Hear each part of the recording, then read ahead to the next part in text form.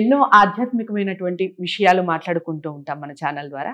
నెల మారింది అంటే ఖచ్చితంగా రాశి ఫలాల ద్వారా మిమ్మల్ని పలకరిస్తూనే ఉంటాను. ఇక మనందరికీ సుపరిచితులు ప్రముఖ astrologist, life coach doctor R B Sudha గారు ఈ మాసానికి సంబంధించి, జూలై మాసానికి సంబంధించి మాస ఫలితాలు వివరిస్తారు. ఏ వీడియో కూడా ఎక్కడ స్కిప్ చేయకుండా చూడండి. విషయం బోధపడుతుంది. ఏదైనా పరిహారాలు ఉంటే ఖచ్చితంగా చేసుకోండి. ఇంకా మీకు ఏమైనా డౌట్స్ ఉంటే స్క్రీన్ మీద కనపడే నెంబర్కి కాల్ చేయండి. నమస్తే మ్యామ్. నమస్కారం. ఇక తదుపరి రాశి వృశ్చిక రాశి. వృశ్చిక రాశి వారికి ఏ విధంగా ఉంది జూలై మాసం చెప్పండి. జనరల్ గానే వృశ్చిక రాశి వాళ్ళకి బాగుందని చెప్పాలి.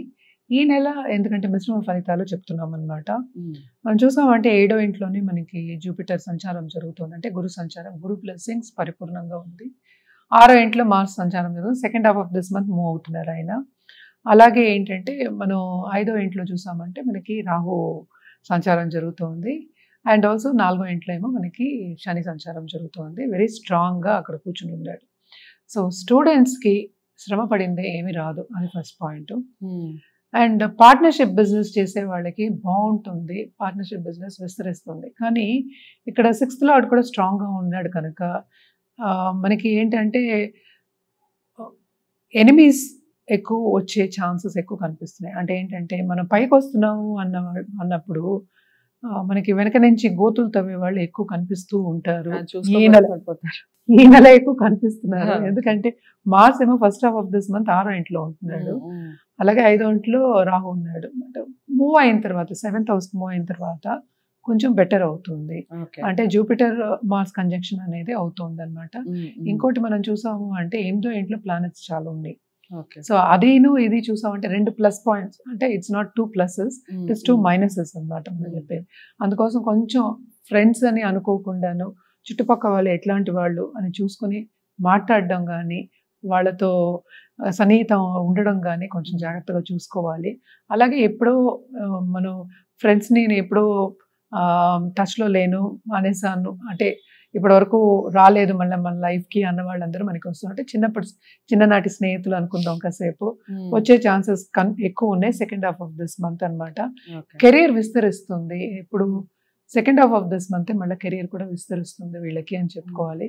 కానీ first half of this month you have to take care అని చెప్తున్నాం. ఎందుకంటే 8th నుంచి కూడా మనకి ప్లానెట్స్ మూవ్ అవుతున్నాయి అనమాట.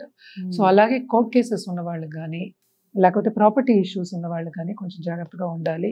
ఎక్కువ పోయే ఛాన్సెస్, లాసెస్ అనే కనిపిస్తున్నాయి అనమాట ఈ నెల ఈ రాశి వాళ్ళకి ఎస్పెషలీ. అలాగే మనం స్టూడెంట్స్ చూసామంటే ఇందాక నేను చెప్పినట్టు చాలా శ్రమ పడాలి.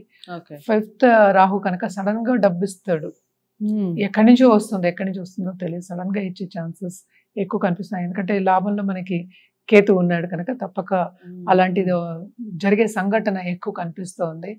అలాగే ఏంటంటే మనం ఖర్చు అధికం ఉంది కానీ దూబరా ఖర్చు కొంచెం తక్కువే. ఎందుకంటే 7th జూపిటర్ బ్లెస్సింగ్ ఉంది కదా, సో జాగ్రత్తగానే ఖర్చు పెడతారు వీళ్ళు. కొంచెం సేవింగ్ చేసుకునే మెంటాలిటీ అనేది వస్తుంది, అదే చెప్పడం జరుగుతుంది. అండ్ ఆల్సో బిజినెస్ పెట్టుకోవాలి, ఇప్పుడే మనం కొత్త బిజినెస్ పెట్టుకోవాలి అన్న వాళ్ళకి కూడా ఇది మంచి సూచన. Second half of this month, first half అంత చెప్పట్లేదు, second half of this month చాలా బాగుంటుందనే చెప్తున్నాం. ప్లానెటరీ పొజిషన్స్ కొంచెం బాగున్నాయి కనుక. అలాగే మనం చూసామంటే పెద్దవాళ్ళ హెల్త్, ఎస్పెషల్లీ కొంచెం ఎల్డర్లీ పేరెంట్స్ ఉన్న వాళ్ళకి కొంచెం ఏంటంటే హెల్త్ ఇష్యూస్ వచ్చే ఛాన్సెస్ ఎక్కువ కనిపిస్తున్నాయి. వాళ్ళని డాక్టర్స్ దగ్గరికి తీసుకురావడం అనేది కనిపిస్తుంది అనమాట. అంటే ఏంటి ఆ టచ్ వస్తుంది. సో తప్పక అది జాగ్రత్తగా చూసుకోవాలి. ముందు జాగ్రత్త ఉండడం అనేది మంచిది కదా, అందుకోసం అని సూచన కిందే చెప్తున్నాం అనమాట. మన పరిహారాల విషయానికి వస్తే కనుక తప్పక ఫస్ట్ సన్ గాడ్కి చేయాలి. ఎందుకంటే సన్ మూవ్మెంట్ ఉంది కనుక 8th లోంచి మళ్ళీ 9th నుంచి మళ్ళీ 10th వస్తూ ఉంటుంది. సో తప్పక భాగ్యం బాగుండాలి అంటే మనం సన్ గాడ్కి ఫస్ట్ అర్ఘ్యం ఇవ్వడం అనేది వెరీ వెరీ ఇంపార్టెంట్. అలాగే శనీశ్వరుడికి ఆయన కాళ్ళు పట్టుకోవాలి, అందుకనే ఈశ్వరుడు కాళ్ళు పట్టుకోవాలి అంట. సో శివుడికి చేయడం అనేది చాలా మంచిది. అటు రుద్రాభిషేకం చేయించుకోవచ్చు, లేకపోతే టెంపుల్కి వెళ్ళని పక్షాన్ని ఇంట్లోనే మనం వినొచ్చు, రుద్రం వినొచ్చు. అలా కాని పక్షాన్ని కూడా ఏదో ఒక చిన్న స్తోత్రమైన శివుడి మీద చదువుకోవడం చాలా మంచిది. శివుడు శక్తి మనం కలిపి చేస్తామంటే మన కుటుంబానికి కూడా మంచిది. అంటే ఏంటి ఒక కుటుంబ పరంగా చేయడం అనేది ఇంకా మంచిది అనమాట. మన కలర్స్ విషయానికి వచ్చామంటే తప్పక రెడ్, ఆరెంజ్ ఓకే. చెప్పుకుంటాం. అండ్ సిల్వర్ కూడా చెప్తున్నాను అనమాట ఈసారి. సో ఇవన్నీ చాలా బాగుంటాయి. సౌత్ వెస్ట్ బాగుంటుంది అని చెప్తున్నాం. జనరల్ సూచన ఇది. ఎక్కువ మనం సౌత్ వెస్ట్ మనం ఎక్కువ చెప్పాము యూజువల్ గాను. సో ఇది జనరల్ డైరెక్షన్ కింద చెప్పాం అనమాట. సో వీళ్ళకి నార్త్ ఈస్ట్ కూడా చేసుకోవచ్చు, ఎందుకంటే ఆపోజిట్ ఉన్నది కదా. సో జూపిటర్ ఉన్నారు కనుక తప్పక నార్త్ ఈస్ట్ కూడా వీళ్ళకి చాలా బాగుంటుంది అనమాట. రైట్. సో చాలా అంటే చాలా చక్కగా చెప్పారు. కొన్ని మిశ్రమ ఫలితాలు ఉన్నప్పటికీ బాగుంటుంది మొత్తానికి అంతా కూడా. సో అదండి విషయం.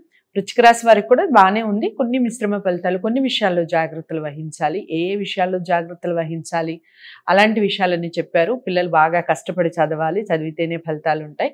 ఇలాంటివన్నీ కూడా చెప్పడం జరిగింది. మంచి పరిహారాలు చెప్పారు. పరిహారాలు తూచా తప్పకుండా చేయండి. ఏవేవి మీకు ఎలాంటి పూజలు చేసుకోవాలి అనేది చెప్పడం జరిగింది. ఆ పూజలు చేసే ప్రయత్నం చేయండి. కలర్స్, దిక్కులు ఇవన్నీ కాస్త పాటించండి. ఇంకా మీకు డౌట్స్ ఉన్నాయి, మేము జాతకాలనే పరిశీలించుకోవాలి అనుకుంటే స్క్రీన్ మీద కనపడే నెంబర్కి కాల్ చేయండి. తప్పకుండా మీ జాతకాన్ని పరిశీలించి గోప్యంగా ఉంచి మీకు చెప్పడం జరుగుతుంది. వీడియో నచ్చిందని అనుకుంటున్నాను. తప్పకుండా లైక్ చేసి షేర్ చేయండి. ఛానల్ని సబ్స్క్రైబ్ చేసుకోండి. తదుపరి రాశితో మళ్ళీ కలుస్తాను. నమస్తే.